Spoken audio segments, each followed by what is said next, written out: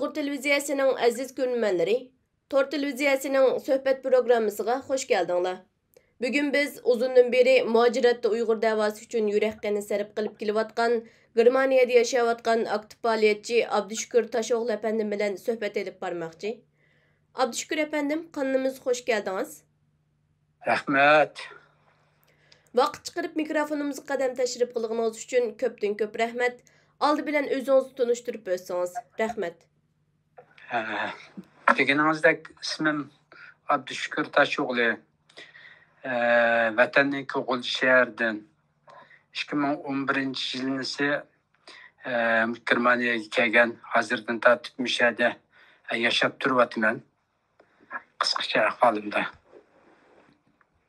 Yevropa ve dünyanın her qaysi devletlerinde yaşayotgan Uyg'urlarning vatanga berish uchun Xitoyning ta'tir tashviqotiga ergishib ketib berishi qanday qaraysiz? So'zlab bergan bo'lsangiz. Endi hozir Xitoy bizga irqiy qirg'inchilikni qildi.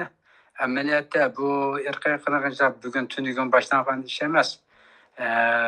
Shu Xitoy kelgan 49-yildan tortib izchil holatda irqiy qirg'inchilikni davomlashtirib kelyapti. Fakat bu davomlashtirib kelayotgan irqiy qirg'inchilik Xitoyninki iqtisodiy kuchi, siyosiy kuchi, harbiy kuchininki o'xshamagani qarab, o'xshamagan ahvollarda, o'xshamagan holatlarda elib berildi. Masalan, Xitoy ojiz vaqtlarda hozirgidek keng ko'lamlik, dahshatlik elib borolmadi. Lekin ojiz vaqtda o'ziga loyiq ravishda elib beribdi. Masalan, Xitoylar yangi kelgan vaqtida ojiz bo'lganligi uchun ichimizdagi bir qism, bir bo'lik odamlarni ustidan irqiy qirg'inchilikni, shularni o'ldirish, shularni yo'qotish, shularni sestish, shularning oila tavobatlarini vayron qilish, shunday holatlar bilan shug'ullandi. Hamda chunki u vaqtida Xitoylarning kuchi, quvvati shunga loyiqdi. Endi bu Xitoylarning iqtisodiy ahvolining yaxshilashishiga, kuchining zo'rayishiga, dünya jamoatchiligining ichidagi kuchininki yumshoq kuchining eshishiga ergishib, bizning ustimizda buningki irqiy qirg'inchiligi, buningki qilayotgan zulmlari ashnaga o'ng tanasib eshib bordi. Shuning bilan bu 2017dan tortib eng dahshatlik bir shaklda bu millatning ustida dunyo tarixidagi eng cho'ng, eng rezil bir jinoyat bo'lgan irqiy qirg'inchilikni Xitoy yurgizdi. Ta hozirgacha to'xtatib qo'ygani yo'q. Ya'ni bu millatning ichidagi ilg'or odamlarni, aqlli insonlarni, hushyor insonlarni, bilimdor insonlarni, ziyolilarni, diniy zotlarimizni, urf odatlarimizni mana shunday yo'qotib keldi. Hatto yoshlarimizdan tortib azroqli zodi aqli va hushkallisi va insonlarni yo'qotdi. Türmelek. Ondan keyin qiz ayollarimizga nisbatan tug'mas qilish jinoyatlarini o'tkazdi. Shuning bilan birga bu millatni millat sifatida qul qilib, azan amga kuch qilib, Xitoyniki ishkari o'lkalarga olib majburiy amgak silib, ularniki to'y qilish vaqtlarini o'tkazib, ularning oila qurishlarining vaqtlarini o'tkazdi. Ondan keyin oilalarni parchalab vayron qildi. Demakki, shu xalqarodagi irqiy qirg'inchilikninki nimasiga tushadigan, bahosiga tushadigan irqiy qirg'inchilikning aynısini bizningki vatanimizda elib bordi va elib beryapti. Endi navbatda Xitoy siz deganga o'xshash hozir endi bu pardasini o'zgartib, ilgari chivimmi uchib ko'rolmaydigan, Sharqiy Turkistonga chiqolmaydigan irqiy qirg'inchilikni bir yurish, uni tugatib olg'ichi, bir to'lqinni tugatib olg'ichi shunday siyosatni yurgizgandi. Endi hozir biroz vatanning ichiga, vatanning sirtidan ba'zi odamlarni taklif qilib olib, dastlabda undan musulmon dunyosida ulamolarni, musulmon mamlakatlardagi anakin parlament a'zolarini, shu Xitoylarga setilgan, Xitoylarni gumashchisi bo'lgan insonlarni olib ziyorat qilib, biroz yaqinda asos ommaviy fikr, asos hozirlab oldi. Anakin bu ünüm bergenden yağı hazır anandan bu dünyada şu Şarkı Türkistan'ı ziyaret kıldığın adamlarını köpeytip atıdı. Her kaysı katlam, her kaysı türlü avucu. Onundan işi bugün hem de muşu erkeğe kırgınçılık kıldı. Bizim ata-anamızı öldürüp atıdı. Qarindoshlarimizni so'lavatidi. Mening hadam qani, mening akam qani davatqan mushu Uyg'urlarning ichidan bir turkum odamlarni yetishtirib chiqarib, anandan keyin bu ziyoratlarga o'rinlashtirib, dunyoning yanala ko'zni bo'yashga tirishyapti, aldashga tirishyapti. Nima degan vaqtda bu yerda irqiy qirg'inchilik yo'q. Sen degandek biz bu yerdeki pasportlarını vermey, adamlarını kirgizmey, adamlarını çıkarmay, bunda siyasetimiz yok. Normal, mana Uygurlar kırıvatıdı, ata-anlar qarindoshlarını körüvatıdı, qaytib ketib bardı, deb mana shu vaziyatni barliq keltirish uchun bir turkum Uygurlarni vatanga ziyoratga o'rinlashtiryapti. Endi belki bularning ba'zilari hamda hakikaten hamda Xitoylarniki bilan tillarini bir qilib turib, shuning tashviqotiga moslashib, shuni bilan hamkorlashayotgan bo'lishi mumkin. Hamda odamning hayvonning olis teshida, odamning ichida deb buni biz bilmaymiz. Ammo ba'zilari balkim unda Xitoyning jasusi yoki uning bilan hamkorlashgan yerimi yo'q bo'lishi mumkin. Istixiyalik holatda, angsiz holatda voy shu qarindoshlarimni ko'rib olsam ko'rib olaychu, shu onamni ko'rib olsam ko'rib olaychu degan bo'lishi mumkin. Mayli qaysi niyatda, mayli Xitoy bilan yangi ichida astirdan hamkorlashib mushu tashviqotni ilib berayotgan odamlar bo'lsin, yoki bo'lmasa angsiz holatda mushunga oldinib shu yoqqa ketib qolgan odamlar bo'lsin, hammasi inqilobga ig'ir ziyankesh qilishdan boshqa narsa emas. Bularning hammasi inqilobimizga haqiqatan cho'ng salbiy ta'sir ko'rsatdi. Chunki hozir bir hukumat 9 parlament bu yerda irqiy qirg'inchilik qildi deb e'tirof qildi. Endi har bir parlamentning e'tirof qilish uchun bizning qarindoshlarimiz yurak qinini sarf qildi. Kecha kunduz mangdi, yig'iladi, to'di, universitetlarda leksiya so'zildi. Mashhur insonlarni, parlament a'zolarini mushundaq ziyorat qildi. Ularning qishi ming qatim bordi. Aşında qilib yurib eng oxirida bir parlamentdan o'tkazish bisimish ish. Aşında qilib 9 parlamentdan o'tkazib, hozir dunyoningki siyosiy sahnasida mukammal bir irqiy qirg'inchilik qildi Xitoy degan mana shu narsani tishlagan vaqtida endi bizning aramizda bir turkum odamlar chiqib Xitoyning irqiy qirg'inchilik yo'q u yerda degan muqomiga moslashib berishning o'zi hamda qanchalik ig'ir bir nomus qilarliq ish ekanligini men demasammi, qarindoshlar uniki sal aqli va odam buni bilalaydi. Xitoy bu tashviqot orqali zodi nimaga erishmoqchi?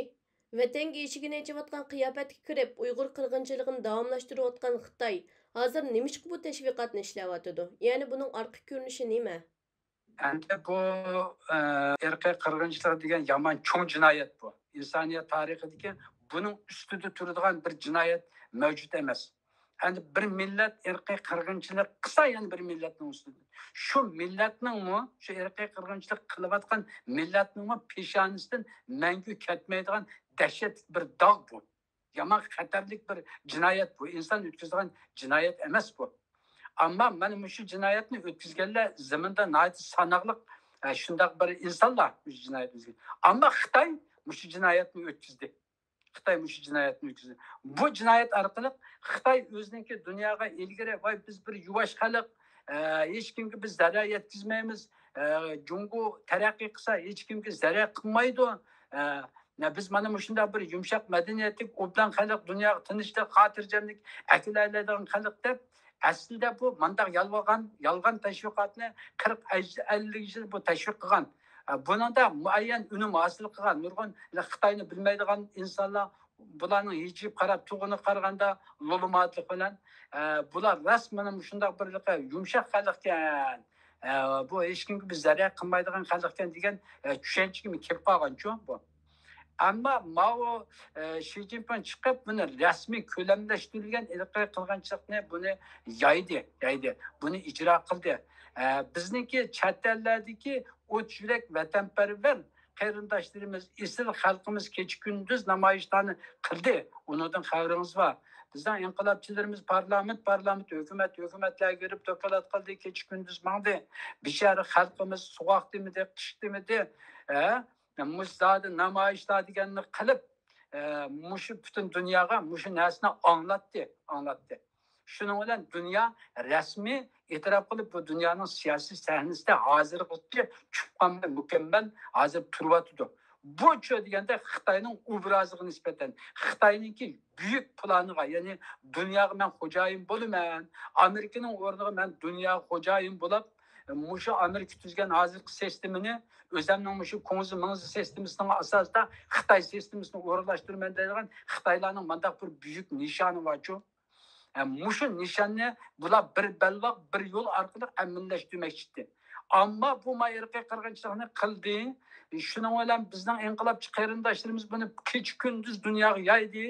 Dunyo buni e'tirof qildi. E'tirof qilgandan keyin bu Xitoyga nisbatan siyosiy jihatda bo'lsin, axloqiy jihatda bo'lsin, nihoyatda ig'ir, dahshatli bir besim va ta'sirni keldi. Yalnız bu iqtisodiy siyosiy jihatlarda, axloqiy jihatdan besimning sirtida iqtisodiy jihatdan dahshatli bir besim keldi. Ya'ni mushu irqiy qirg'inchilik qilganligi uchun Amerikada chiqayotgan, kongressdan chiqayotgan nurg'un qonunlar Xitoyga yurgizilayotgan nurg'un embargolarningki maydonga kelishiga sabab bo'ldi. Shuning bilan Xitoyninki ajoyib cho'ng korxonalari vayron bo'ldi. İşsizlik sani 20% yaşlarının sani 20%'den işip ketdi hazır Xitoyda. Bu işip ketiş Xitoyda agar mushu kontrol qilmasa nurg'un jinoyatlarning maydonga kelishiga, jamiyatning qalaymagan bo'lishiga, muqimlikning buzishiga sabab bo'ldi. Ham aylanib berib Xitoy kuchini barbod qilib o'tdi. Agar mushuni to'sab qolmasa. Shuning uchun hozir Xitoyning oldidagi eng cho'ng narsa nima deganda irqiy qirg'inchilik qildi degan mana mushu tampini yuzib tazlab irqiy qirg'inchilik qilmadi, bu yerda irqiy qirg'inchilik yo'q degan narsani amalga oshirish Xitoyning hayotiga munosabatli bir intayin muhim bir ish bo'lib qoldi. Shuning uchun Xitoy milliard pul xarjlab kech kunduz tashviqotlarni ishlab Uyg'ur xalqining baxtli yashayotganligini, ularningki xotirjam yashayotganligini, milliy an'analarning daxliga uchirmaganligini, masjid jamiylarininki daxliga uchirmaganligini har turli yo'llar bilan sotqinlarni setib olib ba'zilarida mana mushunda qilib mushu tashviqotni elib beryapti. Masalan, eng oddiysi bu qatim Yevropa birlashmasi bilan Xitoy ilgaridan tortib o'tkazib kelayotgan dialog bor. Keyin o dialog to'xtatib o'tilgan. Xitoymi to'xtab qolgan bu dialogda. Shuning bilan hozir Xitoy o'zi iltimos qilib bu dialogni qaytadan boshlashni talab qilyapti. Yevropa ittifoqiga. Endi Yevropa ittifoqining qimmat qarashi bo'yicha, Amerikaning qimmat qarashi bo'yicha insonning huquqi birinchi o'rinda turdi bularning nazarida. Kishilik huquq, insonning qadri qimmati birinchi o'rinda turdi. Unda bo'lgandan keyin bularning oldiga borib suhbat o'tkazib ishlarni normallashtirish uchun Xitoyga ozroq bir dasmiy kerak. Ya'ni biz irqiy qirg'inchilik qilmayapmiz, ham ilgirki siyosatlarimizni yumshatdik, hozir ishlarimiz xeyli yaxshi, o'ngishdik. Uyg'ur xalqi va biz bilan unchalik nimada emas, ixtilofda emas. Mao chet ellardagi bizning ustimizdan mushundaq gap taqitayotgan insonlar bo'lsa, Uyg'urlarning siziki bu umumiy xalqqa vakillik qilolmaydi. Bular bir uchun bir insonlar. Bular biz amaliyotda keng xalq, mana yaxshi, mana hozir sizlarniki shu Yevropadami ayni vaqtda vatandoshlik olganlarning nurg'unlari mamlakatga berib, ota-onalarini chiroyli ko'rib, xotirjam bo'lib kelyapmamdi mana deb malaning oldidagi suhbatga rasmiy tayyorlayapti. Dunyoda nurg'un mamlakatlar bunga ishonmadi, bu Xitoyga hamda buni xatarlik bir kuch. Bu insoniyatga akayotgan bir balo qazo ekan bu degandan ananikin nurg'un korxonalarmi mablag' selishni to'xtatib etdi. Endi buni ilgarilash uchun Xitoy o'zining obrazini yaxshilash kerak, azroq rang berish kerak o'ziga. Shuning uchun Uyg'urlarning qilib qolgan bir eski dasturdan tortib chiqib, zambil sifatlardan tortib chiqib musiqalarni yasab o'zicha Ondan keyin o mahallalarni yasab, u yer insonlarni olib ko'stib, masjidlarni boshqani yasab, ba'zilarini remont qilib. Mana biz bularga mandaq ko'ngil bo'lyapmiz. Deb malaning oldida bir obdaraq bir obraz tiklash uchun mushu kelib qoldi Xitoy. Kelib qoldi. Shu vajidan mayadagi Uyg'urlarni ota-onasini o'ltirib atgan bo'lamdi, ya hadisni o'ltirib atgan bo'lamdi, ya turma lagerlarda bo'lamdi. Bu odamlarni cho aldab silab olib, anandakin o'zining tashviqotiga ashundaq moslashtirib foydalanyapti. Mana shu ehtiyoj tufaylidan Xitoy bu rangvozlikni o'ynayapti. Sizce Xitayning ta'tir tashviqotiga aldanib ketganlar kimlar? Xalqimizni bu aldamchilikdan yoki bu ta'tir tashviqotdan qanday ogohlantira olamiz? Endi xalqimizning ichida aldanib ketganlar, abayman yuqori deb ketganda ba'zilar aslida Xitoy bilan yang ichida munosabat va insonlar bor, uni yo'q degan olmaydi. Bu bir. İkinci, yani bir turkum odamlar mushu inqilobni balam ma'nosini texi tushunmagan, Xitoyni haqiqiy dushman deb to'liq to'nib bo'lmagan bir insonlar bor ichimizda. Texi dushman. Xitoy garchi bizning dushmanimiz bo'lsa-mu, buni texi to'liq dushman deb to'nib bo'lmaganligi uchun, ideya jihatda texi sog'lom, pok, sap aqidaga ve to'g'ri bir dunyo qarashga mukammal kelinmaganligi uchun Xitoyninki tashviqotning oldida mustahkam puttasib turolmay oninga oldinib ketib qoldi.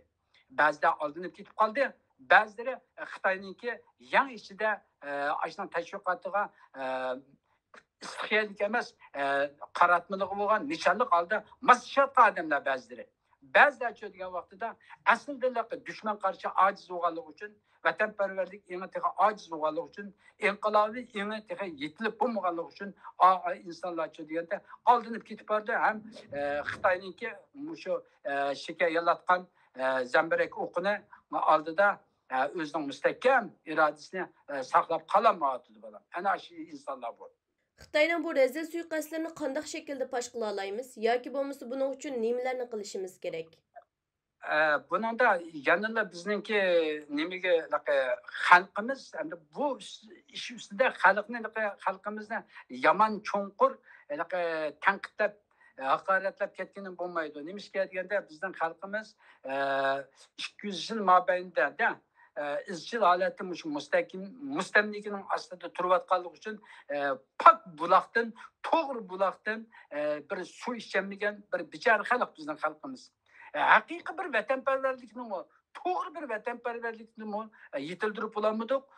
Bu jarayonda to'g'ri bir dinparvarlikni yetildirib bo'lamidik. Masalan, hadisi biz o'zimizni musulmon deb ataymiz. Ammo lekin aytgan vaqtida musulmonligimizning inchki muhim aqidaga verib taqishadigan intayin muhim yerlarda degan vaqtida biz ojiz qilib qilyapmiz.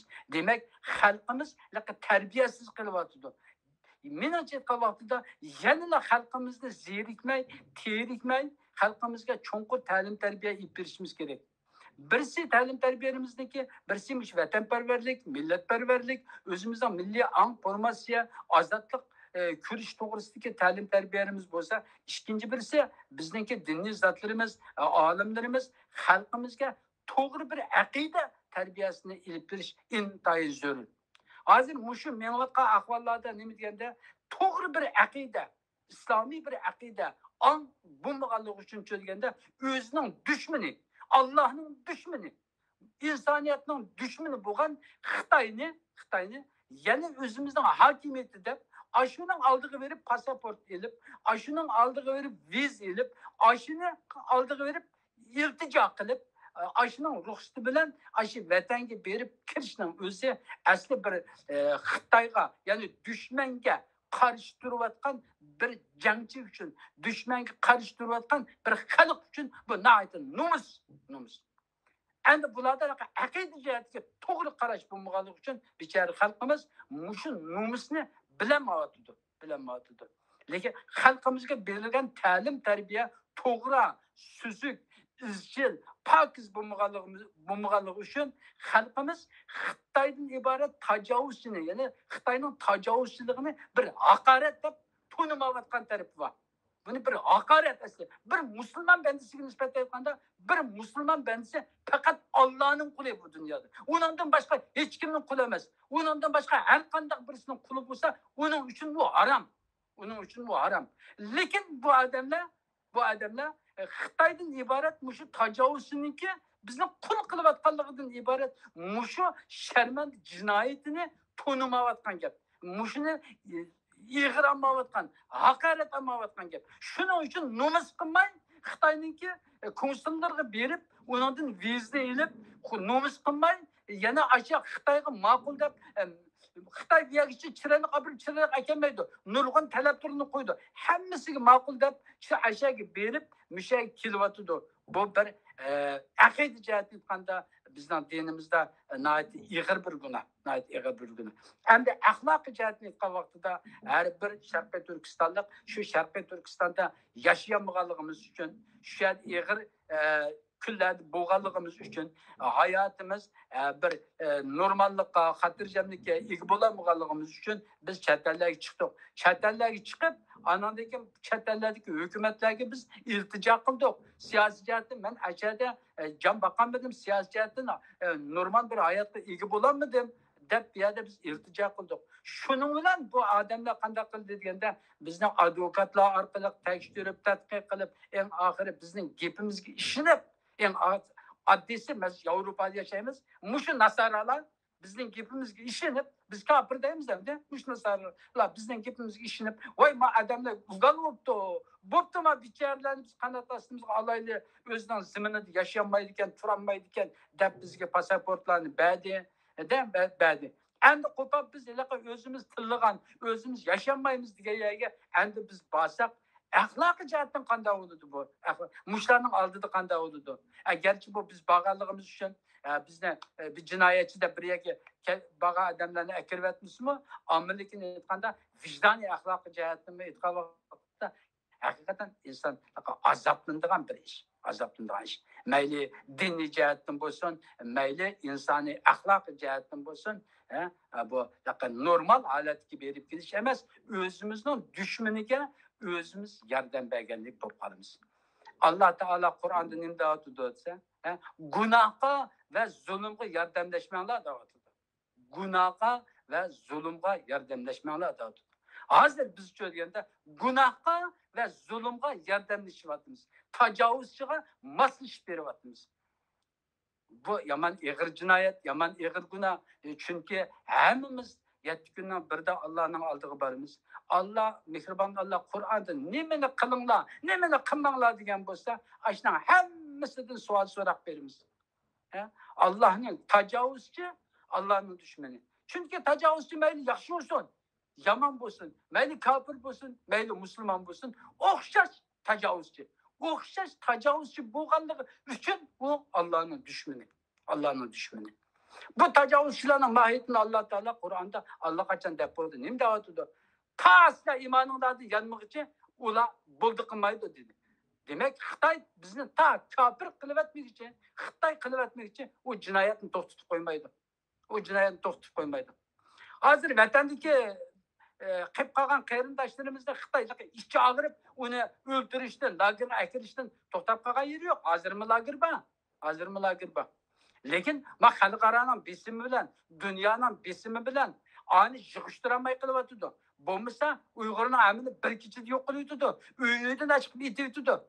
İmkoniyat bo'lmayotdi aninga. O bizga ishi og'rib, bo'pti, mala jinoyatchi, mala yaxshi odam, pokiz odam, bularni ib qo'yaylik degan gap yo'q. Ib qo'yaylik gap yo'q. Hammani yo'qitdi. Chunki Alloh taolo Qur'onni 1400 yilning oldida deb bo'ldi buni. Bu tajovuzchilar qanday qildi? Tasla imoninglardan yanmag'icha ular sizlardan rozi bo'lmaydi dedi. Ta biz kafir bo'lmoqcha bu Xitoy bizdan rozi bo'lmaydi, bizga yaxshi kun bermaydi. Bunun bir amali nima? Jinoyatchilarki bu zolimning qo'lini kesib etganda zolim ondan jinoyatdan to'xtaydi. Bizning ustimizdan jinoyat o'tishdan to'xtaydi. Uning uchinchi degan vaqtida bu Xitoyga qarshi, bu tajovuzchiga qarshi kurash bizga farz qilindi. Farz qilindi. Biz hozir shu kurashning ustida. Endi bu yerga beriyotgan odamlar turganda Xitoyga itoat qilyotdi. Ya'ni uni bir hukumat deb qarayotdi. Hukumatim deb qarayotdi. Uni qonunliq deb qarayotdi. Aşı bizning Sharqiy Turkistonni besibog'inimi qonunliq deb to'niyotdi. Uning qishig'i viza olgani, kirgini, vizani urdirgini, ashno ruxsat bilan berib, ashno ruxsat bilan kelgini nima? Xitoyning tajovuz Xitoyga itoat qilgani, uni e'tirof qilgani. Biz eng avval uni dushman deb tanishimiz kerak. Uni e'tirof qilmasligimiz kerak. E'tirof qilmasligimiz kerak. Avlodlarimizga o'rgatishimiz kerak. Bu bizning iymonimiz. Bu bizning iymonimiz. Agar biz bu iymonga xiloflik qilsakchi deyapti, iymonimizga ta'sir etadi. Allohning mush irodasiga tajovuzini to'xtatgan qadar ular bilan kurash qilinglar deb Alloh bizni buyurib qo'ygan tursa, ham yuzimizdan dab-dab qilib bo'ladigan bu yerga kelib biz vatanda yashayolmadik deb pasportni ilib, mana endi vizani ilib, yana borsak biz qaysi iqlimga mansub, qaysi qutbga mansubmiz? Biz musulmonmi, yo kofirmi, yo munofiqmi? Nima vaqtda biz ikkisidan o'tirdi? Cho'qim bizning maydonimiz aniq bo'lishi kerak. Biz musulmon, Xitoy dushman, bizning dushmanimiz.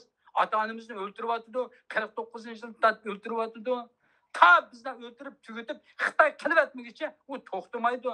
Buning niyati, ahvoli shunday aniq tursa, yana biz buni itoat qilib, mushning siyosatiga moslashib yursak, vaqtda biz qanday odam bo'lib qoldik? Endi biz to'g'ri aniq bir yo'l topolmay, ikki toshning oralig'ida ikki kemaga dastlab yurgan odamga o'xshab qoldik. Endi Alloh taolo Qur'onda shunda deydi, iymon etgan odam mustahkam iymon etish kerak. Alloh bor bir Peygamber Aleyhisselam Allah'ın elçisi. Ma harama yemayman, ma harama ish qilmayman deb aniq bo'lish kerak. U iymonni yetib bo'lib, yana undan keyin kafir qildigan ishni qilib, yana undan keyin u harom ishlardan qo'lini uzmay, yana yursa, ikki toshning oralig'ida menib yursa, u qanday odam bo'ladi? U qanday odam bo'ladi? Shuning uchun men qarindoshlarimga bilib bilmay, shu Xitoyning tashviqotiga moslashayotgan insonlarga mana shu gaplarni yetkazib qo'yman. Bu axloq jihatdan aytgan insoniy axloqimiz jihatdan aytgan nomus qildigan ish, diniy axloqimizdimi bu iymonimizga berib taqishadigan Alloh dushman deyotgan odamni biz qo'pab yana uning itoat qilib yursak, u haqiqatan bizning iymonimizga og'ir ta'sir yetkazdi. Endi qarindoshlarim, bichora xalqim bu narsani yo biladi, yo bilmaydi. Nima uchun bilmaydi? Chunki bichara xalqim pok buloqdan suv ichib, to'g'ri bir tarbiyani umumimizda ko'rolmaganligi uchun ba'zi ishlarni xato qilyapti. Yana xalqimizni tarbiyalash kerak. Xalqimizga xapunmay, chechilib ketmay, bichara xalqimizni yana tarbiyalash kerak deb qarayman. Söhbətimizni bu yerdə axırlaşdıraylı.